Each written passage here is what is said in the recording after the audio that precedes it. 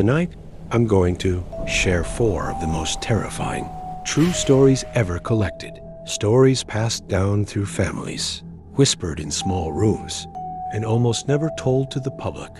These are not internet legends. These are the stories people only share when the lights are low and the doors are locked.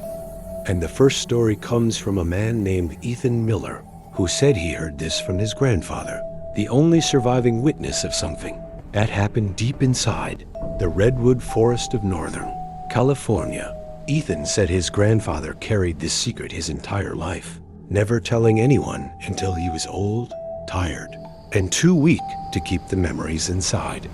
He told Ethan that when he was a young man, he and 2 close friends rented a small wooden cabin near the edge of the redwood forest. They thought it would be a peaceful weekend of fishing, camping, and drinking. But the forest changed after midnight.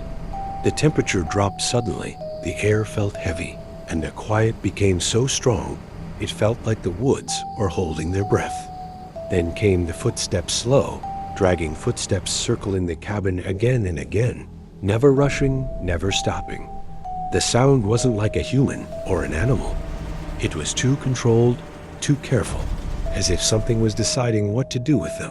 They tried looking through the small window, but the darkness outside looked thicker than normal, almost as if something was standing there, blocking the moonlight.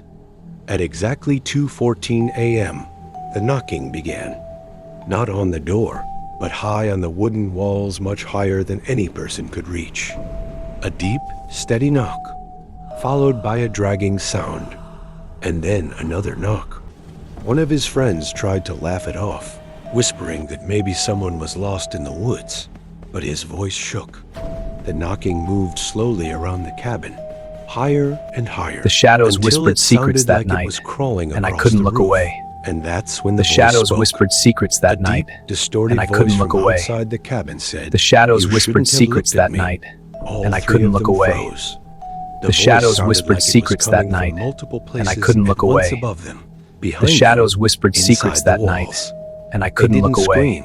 They didn't move. The shadows whispered They didn't secrets that breathe. night, Minutes and I couldn't passed look like away. hours, and the The scratching shadows began whispered again, secrets that softer night, this time, and I couldn't look tracing away. long lines. The shadows Along the whispered walls secrets as that if night, something and I enormous couldn't look was away. slowly dragging The its shadows fingers whispered across the secrets wood. that night, When the sun and I finally couldn't look rose, away. they ran out of The the shadows cabin whispered without secrets packing that night, anything.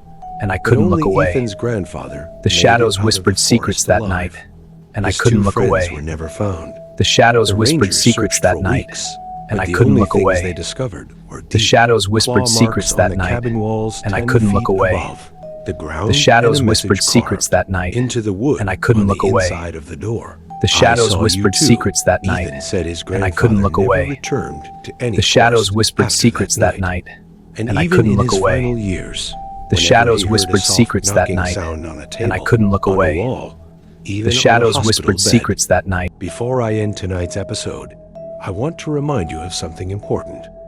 Every one of us carries a story, some from our own lives, some whispered by our parents, and some we never wanted to remember. If you or someone you know has experienced anything strange, unexplained, or terrifying, if something happened in your home, your village, your childhood, or even last night, you can share it with us. Send your real story to sakibf913@gmail.com, and it might be featured in our next episode. Tonight, you heard 2 stories, the ones we carefully selected from hundreds of submissions. Each one leaves a mark, not because they're dramatic, but because they sound too real, painfully real. And if you felt that cold shiver while listening, imagine how many more stories are still out there waiting to be told. Before you leave, make sure to subscribe to the channel and turn on the notifications. This place is growing into a community of people who have seen things most others refuse to believe. And trust me, the next 2 stories we're preparing are darker, stranger, and far more unsettling than anything you've heard tonight. Thank you for listening. Stay in the light, because once the darkness notices you, it never looks away. The 3rd story I'm about to tell didn't come from a stranger or an email. It came from someone close to me. someone I've known my entire life. She told me this story more than once, always in the same trembling voice, always after making me promise not to laugh or doubt her. She swore this happened to her when she was 19, and even now, years later, she refuses to sleep without the lights on. She said it started on a winter night when she was alone in her childhood home. Her parents had gone out. Her brother was at a friend's house, and she had the whole evening to herself. Around 11:30 p.m., she heard someone knocking on the back door. Not loud, not urgent, just 3 soft knocks, spaced apart, as if the person knocking already knew she was listening. She ignored it at first, thinking maybe it was just the wind, but the knocking came again 3 times. She said her stomach tightened in a way she couldn't explain. Their back door had no porch, no neighbors nearby, and no place for anyone to stand without leaving footprints in the dirt. When she finally worked up the courage to check, she saw something that still haunts her. The back door was slightly open, and there were no footprints outside. Not in the dirt, not in the dew, nothing. As if no one living had been there at all. She closed the door quickly and locked it, but as she was walking back toward the living room, she heard soft footsteps coming from the hallway behind her. Slow, dragging footsteps, moving in the dark. The hallway light was off. Her hands were shaking so badly, she could barely turn the switch on. But when she finally did, the hallway was empty. Completely empty, except for one thing. Her bedroom door, which she knew she had left open, was now closed. She said she stood there for almost a full minute, frozen, listening, and then she heard it breathing, slow, heavy, and coming from inside her room. She whispered my name when she told me this part of the story, and her voice broke the same way every time. She said she didn't go in. She didn't try to open the door. She ran out of the house barefoot and waited outside until her parents came home.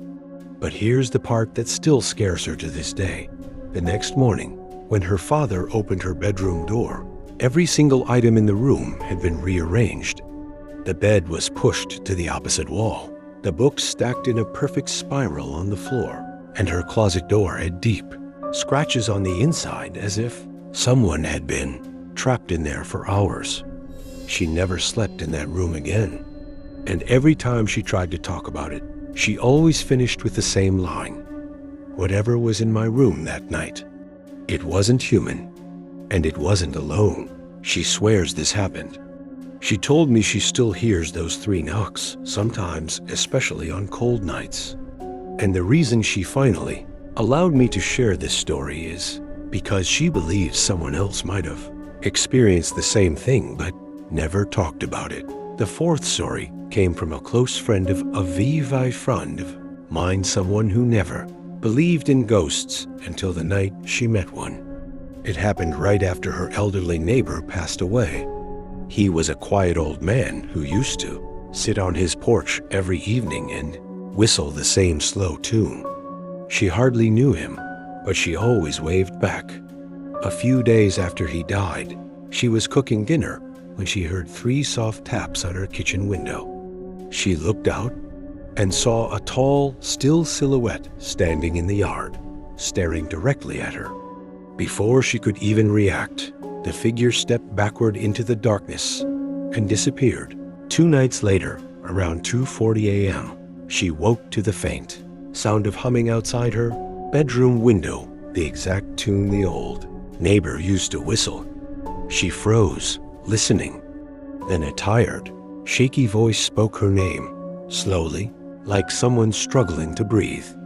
She ran to the living room and switched on the lights, but every bulb flickered wildly as if something was pulling the power out of the house.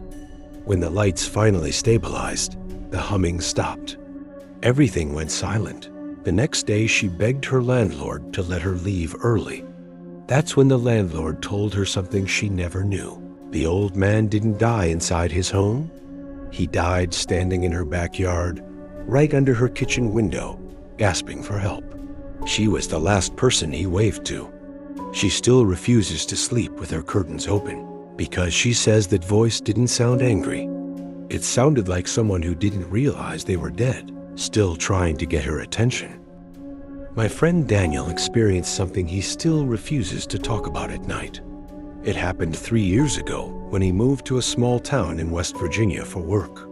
The place was quiet, peaceful, and surrounded by endless forests. His rented house stood at the edge of a long, fog-covered road that locals warned him about. They called it the Repeating Road. Daniel never believed in ghost stories until the night he walked home alone. It was past 11 p.m. Daniel had stayed late at a coworker's house and decided to walk home, since it was only a 15-minute distance. The cold air felt heavy, and a thick fog rolled across the empty road. Even though the night was silent, Daniel felt as if someone was walking beside him, just outside his vision. He tightened his jacket and kept going. A few minutes later, he saw a tall man walking ahead of him.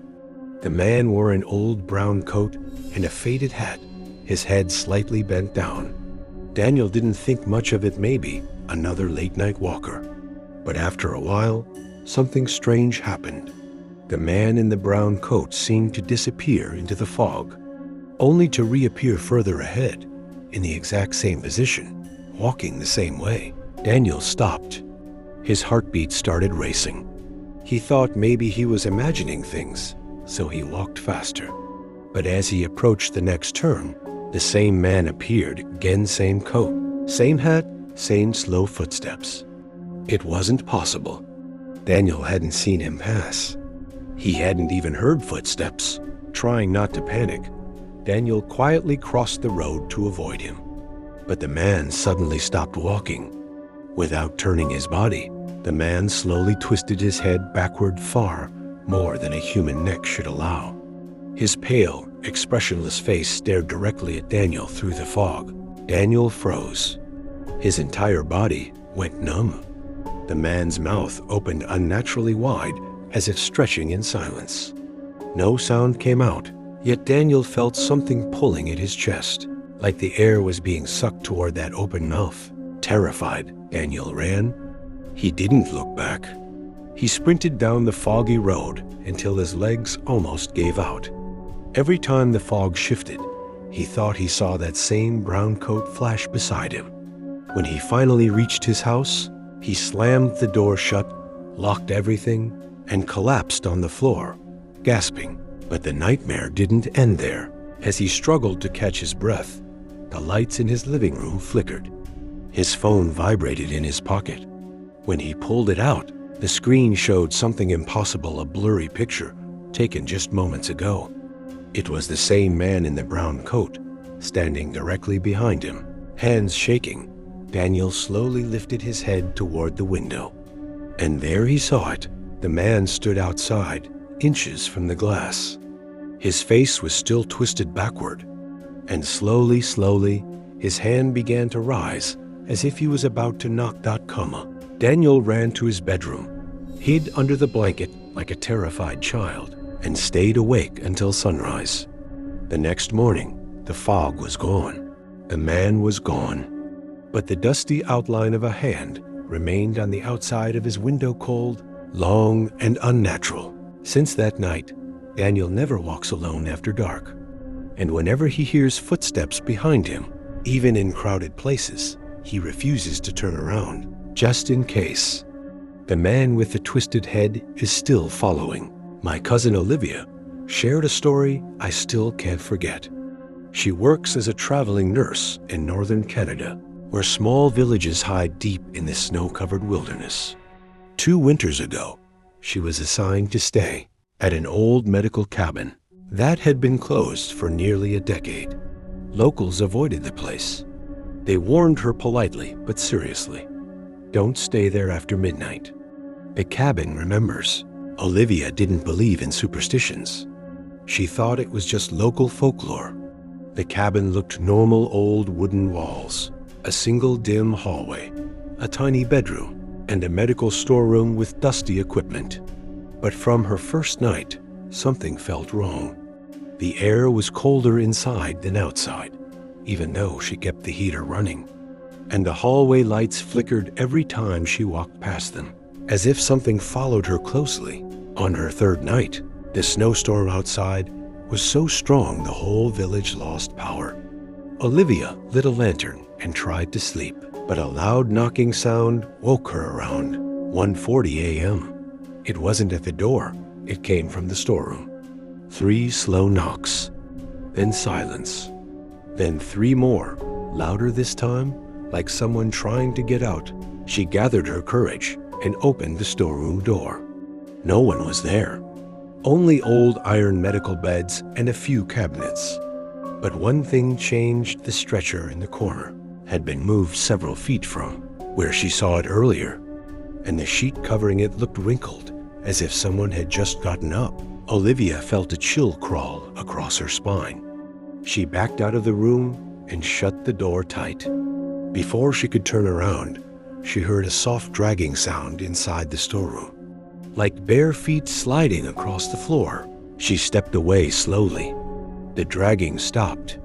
Then, from the other side of the door, someone whispered, not loud, but close enough to hear clearly, "Nurse, help me."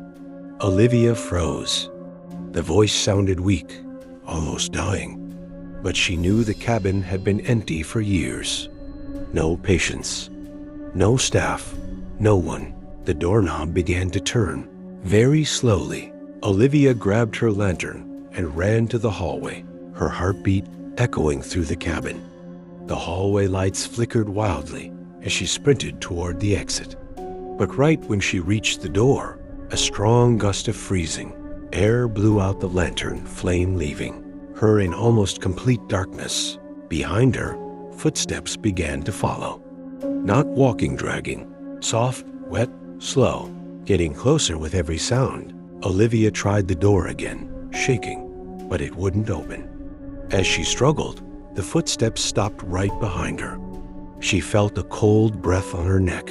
A trembling whisper reached her ear. "You left me too long." She swung around, lantern trembling in her hand, but there was nothing, only the long, dark hallway stretching into pitch black.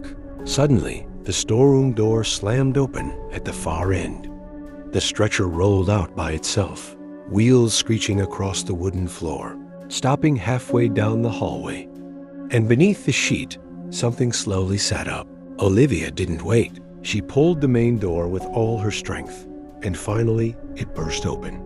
She ran into the storm with bare hands, snow slicing her face, but she didn't stop running until she reached the village. The next morning, a villager inspected the cabin.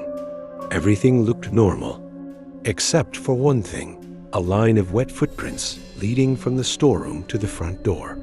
Bare feet, human-sized, and icy cold.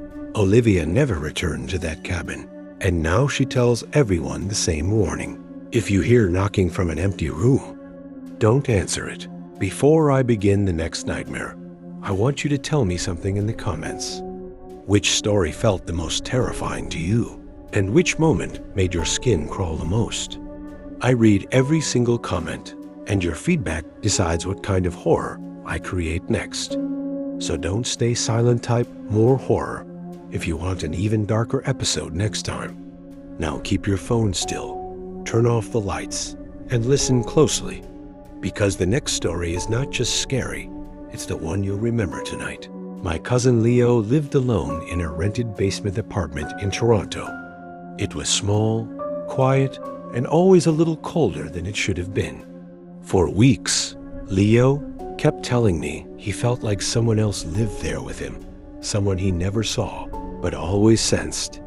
At first, it was tiny things.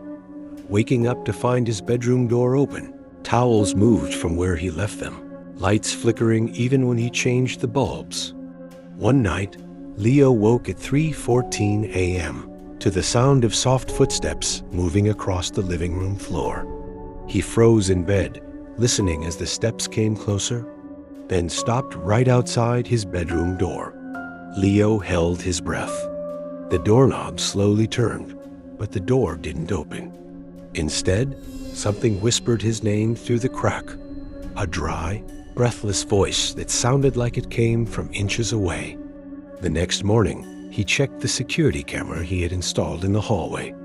At 3:14 a.m., the footage showed the bedroom, door slowly turning on its own, and a dark, human-shaped shadow standing perfectly still beside his bed for 7 full seconds before suddenly disappearing. That same night, Leo packed a bag and left the apartment for good.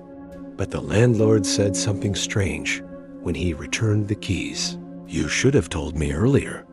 The last tenant also claimed someone else was living down there, someone who never moved out.